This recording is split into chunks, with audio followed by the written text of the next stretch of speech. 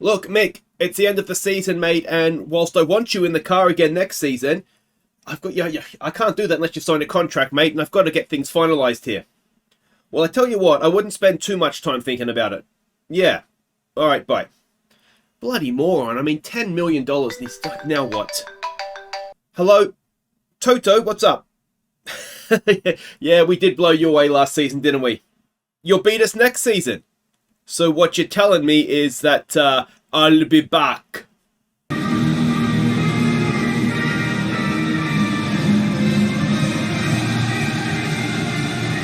Hey guys, I'm Aussie Villain and welcome back to Forza Ferrari. It is the off-season special today and we have a little bit to do because not only do we have to find out who's going to be driving our second car, Mick still refuses to sign a contract to the point where, if we go and have a look here, I mean, he's refusing to negotiate a contract and it's the off-season now.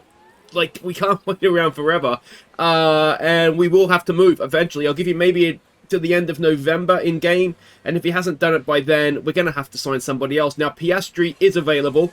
What I don't want to do in this series is go and just sign like the best driver so we win, because that's a bit boring for everybody.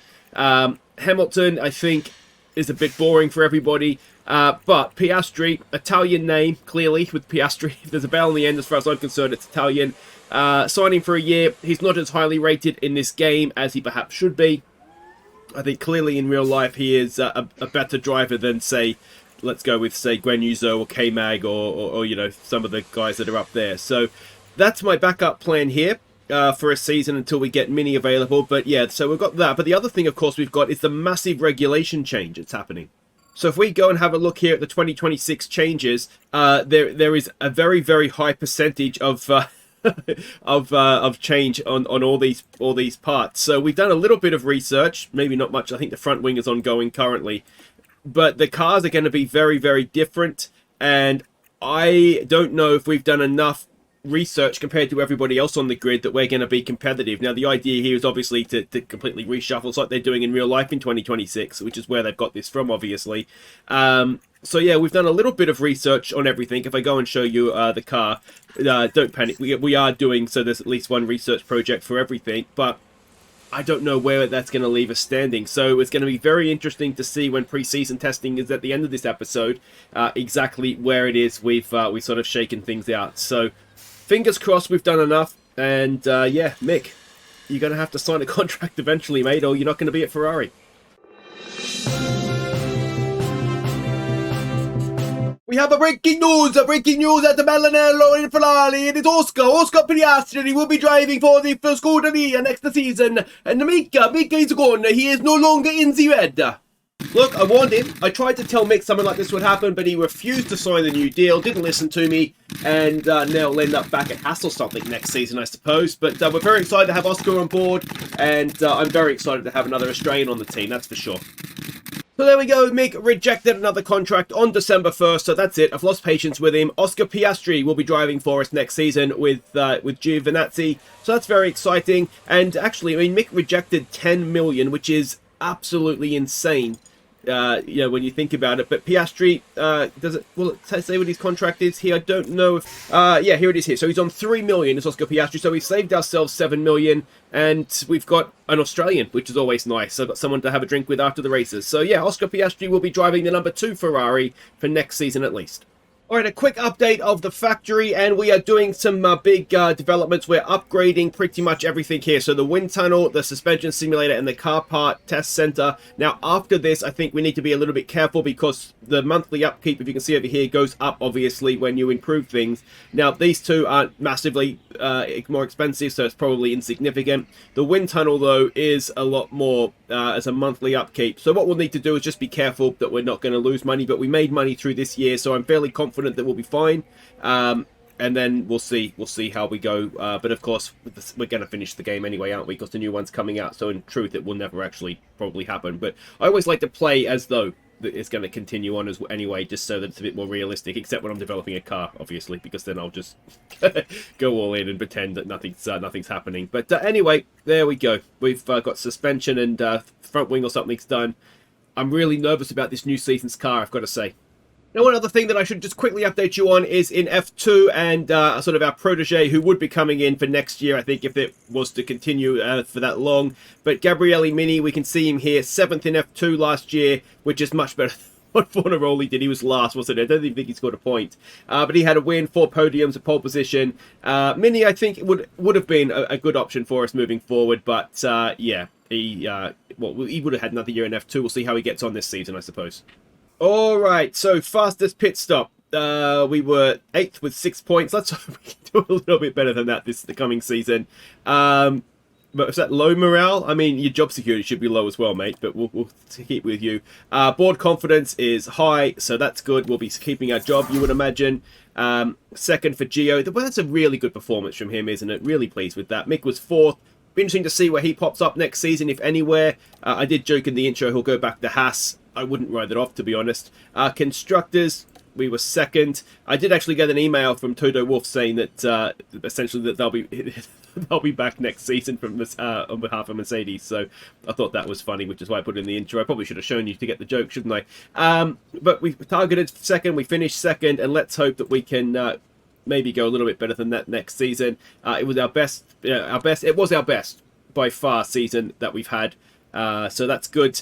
And board confidence is high, so we've got an extra 1.5 million. Does that go into the budget there? It looks like it may have. And the regulation changes are here. So we know, look at the difference in front wing. Oh, we haven't done enough research, have we? I don't think we have. And the prize pool has changed. It's gone back to be the rich at the top and get more money. So let's start the new season. So our new target is 2nd again, so that's positive. We will accept this. We don't want to switch teams. And let's see what we get here. So welcome to the new season. Sponsorship obligations. Oh, that's so boring, isn't it? I'm just going to accept it, which is not the way you should play the game, obviously, but it's just tedious. Alright, so finish 2nd or above. We've got our prize money incoming and sponsorship and board payments and all that kind of stuff there. The technical, we've already had a look at that. It's going to be rough. I mean, even with doing say, example, the front wing stuff, I mean, it could be really bad, couldn't it? It just depends, you know, how much other teams have done. So there's no sporting regulation changes that I'm aware of. That's all stayed the same. And the powertrain, we kind of have to stay with Ferrari, which makes sense, really. I've noticed it doesn't really change season on season, does it? Which is a bit of a shame. It'd be good if you know, if the power unit manufacturers would some seasons be better than others, but it just seems like it's fairly standard. So that's fine. And we are 50 days away from the first race of the season. But perhaps more importantly, pit crew performance. Well, that naturally goes down over the winter, doesn't it? So that's fine. What we really want to see though is the drivers, the new driver lineups. Has that come into effect? And the other issue we've got now is, of course, we came 2nd. We've got less time to work on the cars, don't we? So that is that. So that's as it was. So we still haven't got the new driver lineup yet. As for the pit crew training, what you can see, we're trying to get the time down. Now I remember from last season that if they're exhausted, they're not getting any better. But we're going to do our very best to try and try and make sure that we have just decent, like just. I mean, towards the end of last season, we were fine, weren't we? Because we were sort of 2.5 seconds and the odd mistake. If we can get to, say, 2.4, 2.3 with the odd mistake, then you start and think that, you know, we'll work on cutting out mistakes, but maybe that'll work for us, won't it? But anyway, I'll do this. This is going to be boring for you to watch, and we'll come back, hopefully, to see some driver lineups. Alright, we have the new driver lineup, so let's go and have a quick look at this. Let's have a look at Red Bull and Ferrari. It looks as though they are more or less the same. Obviously, Piastri has joined us. So let's go to the next line. So that's Mercedes with Perez, Norris to Mercedes. So who's left there? That was Sainz that was there, wasn't it? Alpine is... Sainz has gone to Alpine along with Esteban Ocon. McLaren and Aston Martin. So McLaren has Gasly there in place of Norris, isn't it? Albon was already there. Stroll and K-Mag at Aston, I think, is the same. Williams and AlphaTauri. Williams is the same. It was Tsunoda and Ricciardo last year. And then Leclerc and Pourchaire, I think, was AlphaTauri. Of course, Racing Bulls as they are now. And the final line, Alfa Romeo and Haas. Did Mick get himself another seat? And the answer is no. Just should have signed that contract, shouldn't he? So Bottas and Guan Yu Zhou continue at Alfa Romeo. Maloney and De Vries will continue at Haas. So a few changes in teams, but no new drivers on the grid, which is well, Piastri's returning, I suppose, more than new, isn't he? So yeah, that'll be interesting to see how Perez and Norris go at Mercedes. But yeah, more or less the same.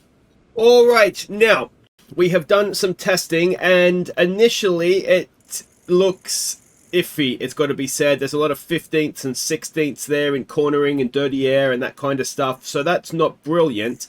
But what this is, though, is our sort of initial car without any upgrades. Now, we're 2 days away from actually going to the race, so we might as well put the upgrades on now. So we've got a new chassis, which should be available, yet, for both cars.